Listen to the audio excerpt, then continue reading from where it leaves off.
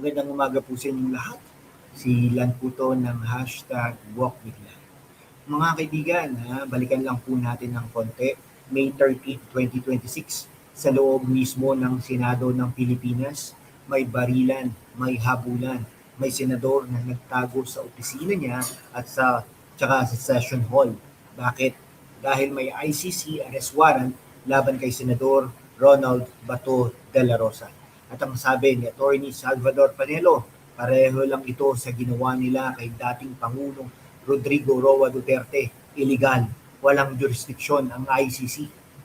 Mga kababayan, paano kung iyong bayani sa war on drugs ang dating PNP chief na The Rock ng Pilipinas ay ituring na kriminal against humanity?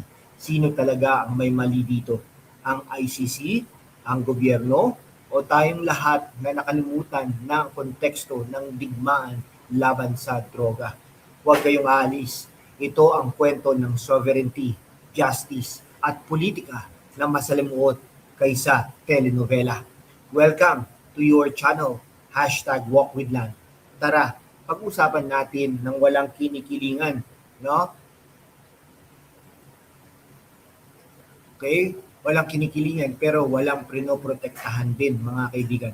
Comment down below, ICC ba o Philippine courts muna? Number 1. Okay, mga kaibigan ha? Mga kababayan, balikan natin noong 2016 to 2018 under President Duterte at PNP Chief Bato de la Rosa. Nagkaroon ng masungit na kampanya laban sa droga. Libo-libong namatay. May naniniwalang drug lords at pushers. May nagsasabing innocence at EJK, extrajudicial killing. Ngayong 2026, si Duterte na mismo ay nasa ICC custody dyan sa The Hague, Netherlands mula pa noong March 2025. At ngayon, si Bato naman, ang kanyang right-hand man, noong May 11, unsealed ang arrest warrant for crimes against humanity. Pero itong arrest warrant na ito ay noong November 2025 pa pala nakasalang, no? Kaya lang secret lang muna daw pala, no? Ay nako, specifically murder. May alleged common plan daw mula pa sa Davao days. Okay? Pero anong subukang ipa-serve chaos sa Senado, nagtago si Bato. May reports ng gunfire, kikidnapin pa siya, no? NBI agents versus Senate security. Sabi ni Panelo, illegal yan, walang jurisdiction. Alam niyo po, si Attorney Matibag ay dating PDP yan. Hinihingi lang po natin sana sa kanya ay may konting compassion ba? Dahil dati mong kasamahan yan eh. Dati mong boss yan, si Pangulong Rodrigo Roa Duterte. At saka, hindi ka naman pala, talagang law enforcement. No? Pero anyway, nandyan na, no? Nirerespeto ka naman namin bilang NBI director. Pero sana naman po, huwag niyo nang hulihin ang inyong kapwa Pilipino na senador pa man din, di ba? Dapat hindi na po ganun. Huwag na po ganun. Maawa na kayo. No? Konsensya nyo na po yan. No? Totoo ba na kapag may international court, automatic na susuko tayo? Siyempre, hindi. Dapat Philippine sovereignty muna, mga kaibigan. Dapat local courts, sovereignty. No? Ngayon, mga kaibigan, pag-usapan po natin, no? Yung ICC jurisdiction na debate. Okay, ang Pilipinas po, nag-sign po yan ng Rome Statute. No?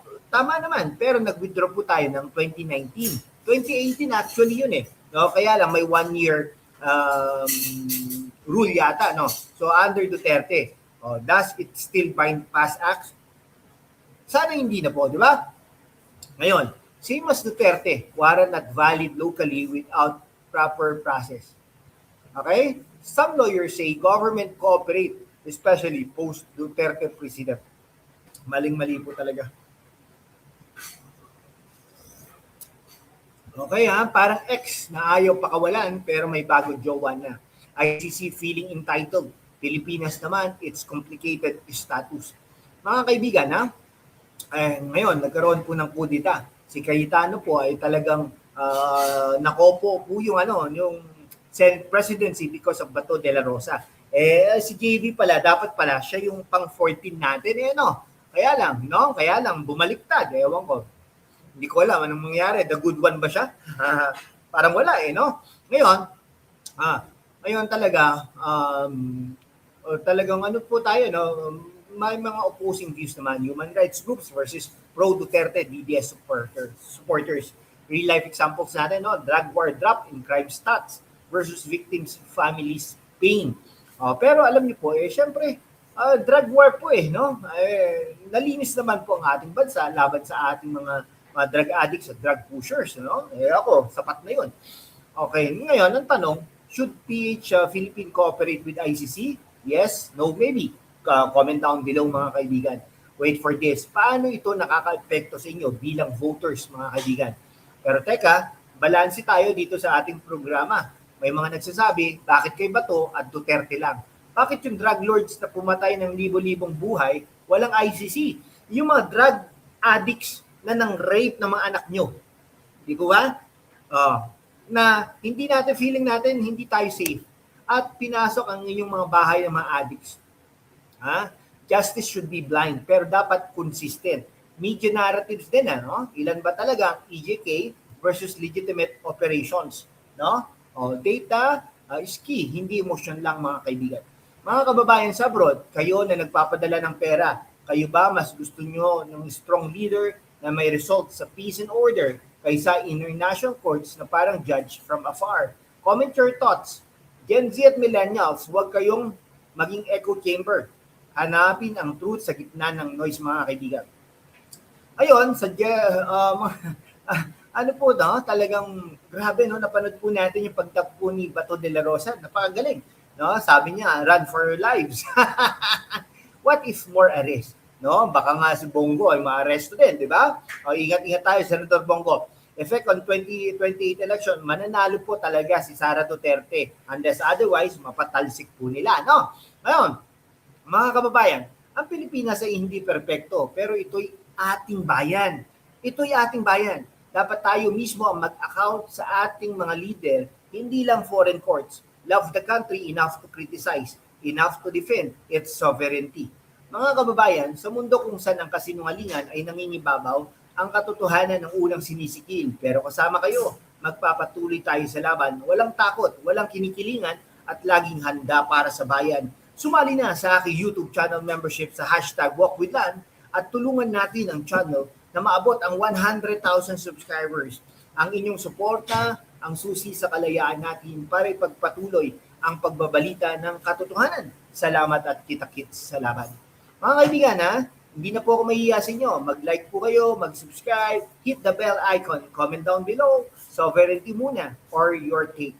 Share to your groups, mga group chats po ng family members na nag-aaway-away, at saka yung mga group chats ng mga kaklase nyo sa grade 11, at mga group chats po ng OFWs at mga kabataan, no, mga classmates nyo, no?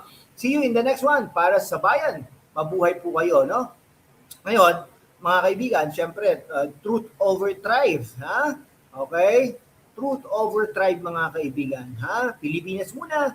God bless the Philippines. At syempre, wag muna po natin, bago po tayo magtapos, wag po natin kalimutan ang ating mga produkto na promote. Yung mga pet products po natin, no? GPS Color or Premium Pet Food. Habang pinagdedebatihan ang security ng bayan, security nyo rin ang pamilya nyo, including pets. Trending yung smart pet tracker sa Shopee, lalo na sa mga OFW na worried sa aso at pusa sa bahay. Safe travels, safe pets, mga kaibigan. Check link in the description. Suporta sa channel natin yan, mga kaibigan. Ngayon, tech gadgets natin, power banks, noise cancelling earbuds.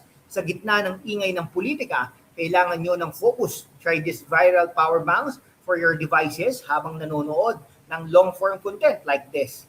Fashion streetwear, Duterte Bato inspired patriotic shirts or casual polos. Wear your stand, patriotic streetwear na comfy for netizens. Sa Laura Shopee, mga kaibigan.